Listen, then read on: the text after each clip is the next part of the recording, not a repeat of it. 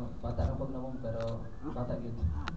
Okay, so this morning, i-tackle na to ang mass casualty incident, although very short lang siya na course ha, kasi yun nga, sabi ni Ma'am Jenny, ang MCI para sa amin, consume siya ng 3 days, no, na matackle kita ng tanong ba. Eto, isa na lang, crash course lang, when it comes kung ano yung MCI. So pag sinabing MCI, ano na siya, mass casualty incident, no? Or any call involving 3 or more patients. Tandaan ninyo, itong MCI in every organization na siya laing-laing protocol when it comes sa MCI. Like si DOH, ibang MCI nila sa MCI namin.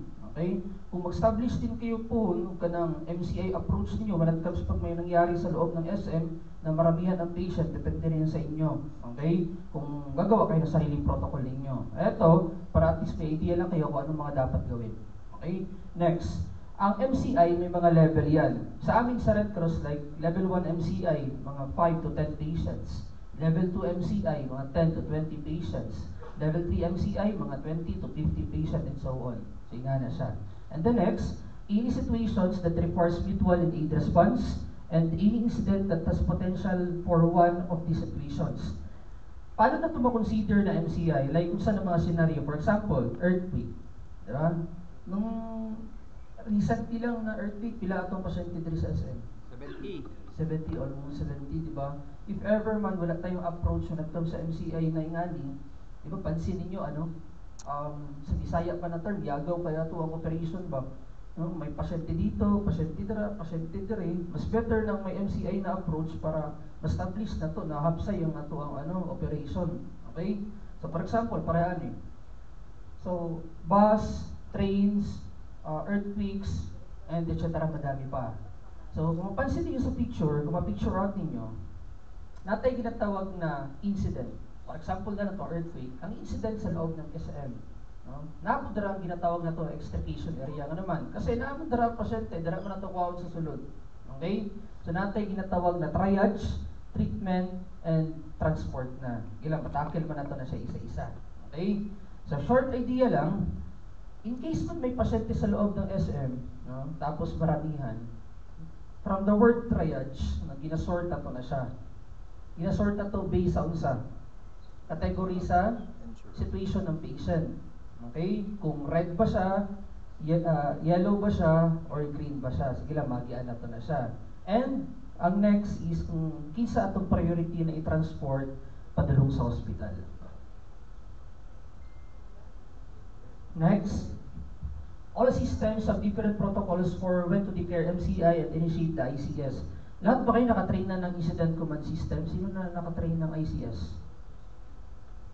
Ayun, si sir. Mas better man good na nag-train ta ng ICS after niyan MCI para mas broad ang knowledge mo when it comes sa yung na situation. Okay? Ang MCI, ICS mag-consume din ng mga yung basic lang 3 days, o minimum 3 days. Okay? And the next, you and your team cannot treat and transport all injured patient at the same time. That's why ginasort na to siya. Kaya once na i-transport mo siya at the same time, ang patient ang hospital niyan, madaghan ang pasyente ba? Na-remember ninyo nung Lindol, in terms ng Golden State College, ang nangyari lahat ng patient dinala sa isang hospital lang, tapos same lang ng situation, hyperventilation lang lahat. Ano ginawa ng hospital? Nag-declare hospital na loaded na sila masyado ng pasyente. So sa MCI, gina-priority na to kung sino ang una, yung mga minor dito lang muna, yung severe saka siya i-transport. And the next, never leave the scene with the patient if there are still patients who are sick and injured. Yan siya.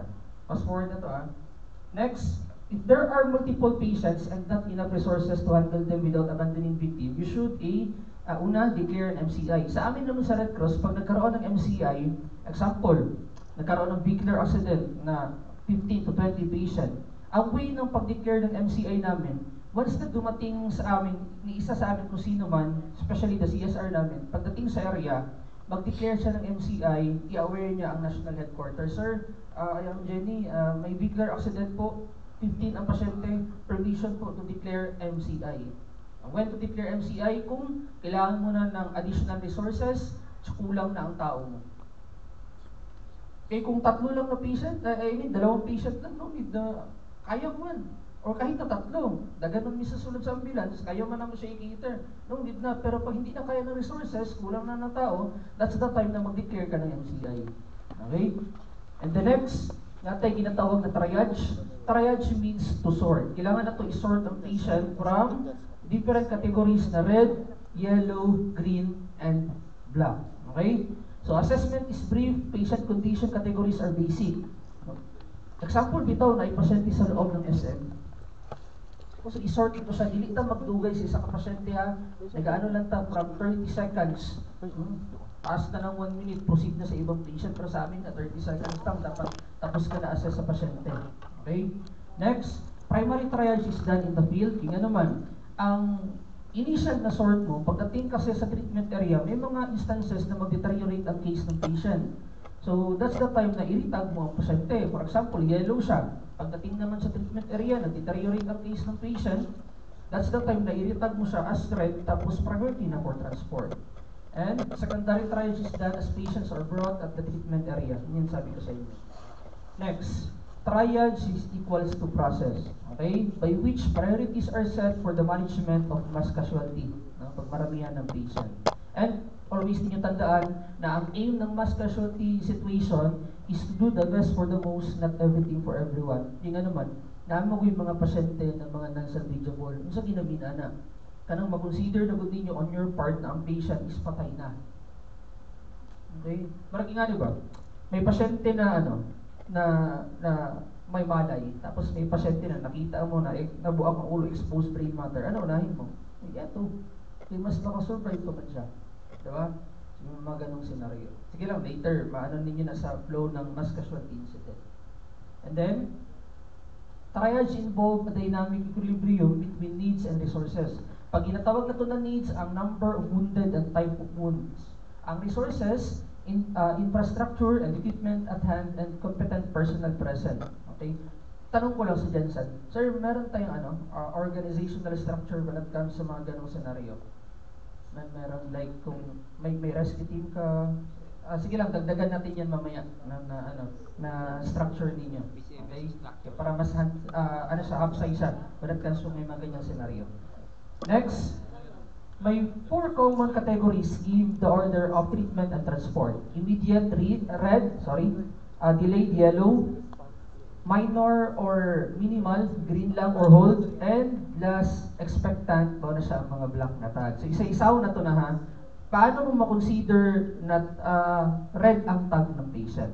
Okay, isa-isaw na to na siya. Pero before nyan, ang ginagamit namin pantag sa patient, usually triage tape, or yung triage tag talaga.